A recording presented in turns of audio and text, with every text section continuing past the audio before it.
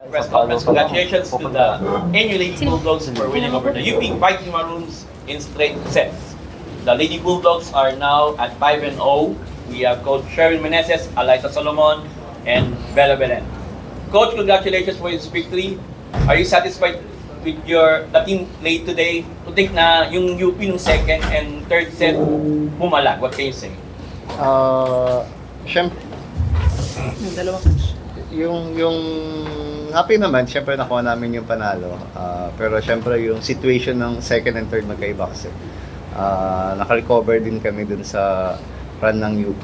Pero knowing NU naman, mga seniors na sila, so alam na rin naman nila yung gagawin nila. Pero I think yung game naman talagang, yung UP talaga lumalaban talaga ngayong this season, so talagang contender din sila. Hindi pwede magpabaya.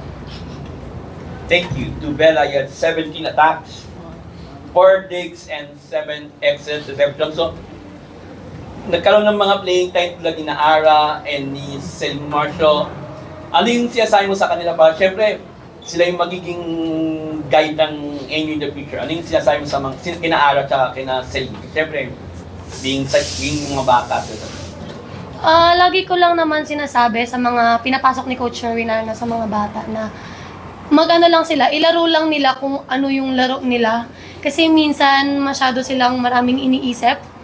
Siguro nga dahil pressured or dahil dikit yung laban kanina. Then yun lang, sabi ko lang na kailangan lang nila i-enjoy kasi binigyan sila ng opportunity to play. So kailangan nilang i-grab yun and kailangan nilang ipakita kung ano yung kaya nilang gawin. Para next games, pag kailangan ni Coach Sherwin ng mabubunot, alam ni Coach Sherwin na may mga players na handang maglaro.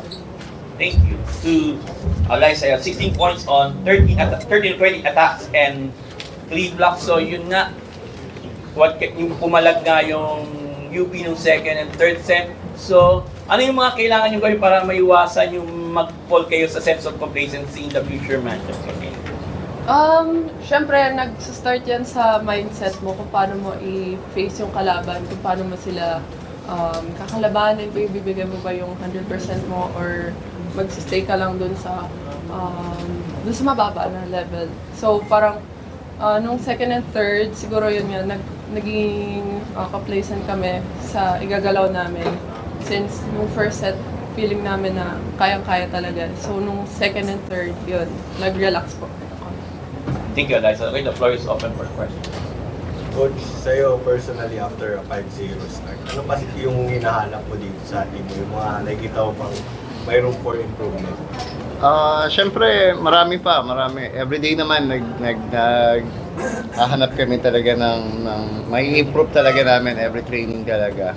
Marami pa naman kasi siyempre, yung time na nasa NU ako talagang hindi pa ganun kahaba. Pero knowing naman yung NU, meron naman talaga silang sarili talagang talent. Talagang hinaharap namin yung the best na mag-i-improve kami every training, tsaka sa every game.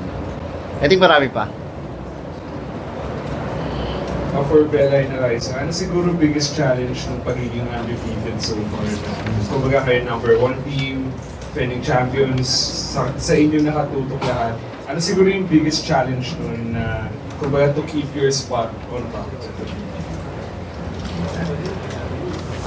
Siyempre pagtatrabahuhan namin talaga every game na kailangan ibigay namin yung best namin and hindi dapat kami mag-relax kahit na nasa top kami kasi lahat ng teams hinahabol kami, lahat ng teams gustong matalo gusto nilang matalo kami or makuha yung game. So kami naman bibigay talaga namin yung best namin every game. Yun nga, kagaya ng sinabi ni Ate Alay, syempre ayaw naman lahat siguro mag-step ladder. Yun pa rin kasi gusto nila talagang talunan kami. Siguro ang biggest challenge na lang is paano kami magiging consistent. Kasi medyo malayo pa, matagal pa yung season, marami pa pong games, marami pang pwedeng mangyari. So siguro kami na lang paano namin masihigitan pa yung mga galaw namin every after ng game. Yan. And Coach, bilang win streak nga po ito, medyo sunod-sunod din na panalo. parang may experience ka na po sa ganun na sunod-sunod winning streaks. Paano nyo na lang sinisiguradong hindi mawawala sa focus o hindi masyadong magiging komportable yung team na number 1 at hindi pa nga buhay na? Talaga namang every training naman, yun yung lagi naming, doon kami nagpo-focus. Wala naman sa strict kung ilang panalo mo, kung ilang sunod ka, kung hanggang saan mag-i-improve at mananalo and magtsatsaga sa trading. Doon kami nagpo-focus. Wala naman sa winning streak. Sa players, minsan sinasabi you win or you learn, pero pwede naman you win and you learn. So siguro para sa inyo in this 5-game win streak, ano yung nakita nyo or natutunan nyo na gusto nyo dalhin sa last 2 games of the first round and of course tuloy-tuloy hanggang matapos yung season na to? Personally, yung pagiging consistent, yun talaga yung number 1 na dapat meron kami, and kailangan hindi mawala since malalakas na yung kalaban and lahat talaga gusto kong talunin. So, yun nga, gustong matanggal kami sa number 1 spot or yun po. For me, yun din. Kailangan namin maging consistent and kailangan hindi kami makampante. Kasi yun nga, sabi niyo po, wala kaming talo this 5 games. Wala pa kaming talo. So, kailangan on the next games, mas ano pa yung galaw namin, mas pulido pa. Kasi marami ng teams ang halos lahat tinitingnan na pinag-aaralan kung paano ba kami pwedeng talunin. So kami, ang challenge sa sarili namin is ano pa yung mga kailangan naming i-improve and mga dapat naming i-improve para hindi mangyari yung ganun, na matalo kami.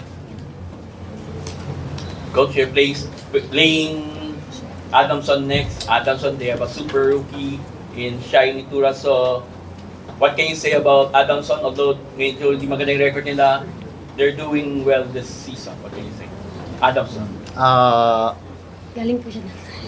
Siyempre, masaya kasi siyempre naka-recruit sila ng ganung players, talagang blue chips, pero siyempre teamwork pa rin yung magpapanalo sa isang game. So, going Adamson naman, lagi nandyan yan. Pero kalaban namin sila sa Wednesday, so paghahandaan namin mabuti yung Adamson. Yung about kay Netura, siguro talagang potential yung bata talaga. Huli mag-improve and mag-success siya sa mga susunod na games. Pero kalaban namin sila sa Wednesday.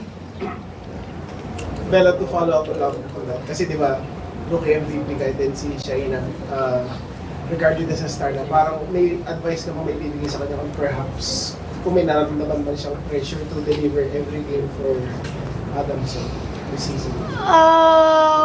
Kasi rookie pa lang siya. Yeah. So I think hindi naman niya kailangan masyadong i-pressure yung sarili niya.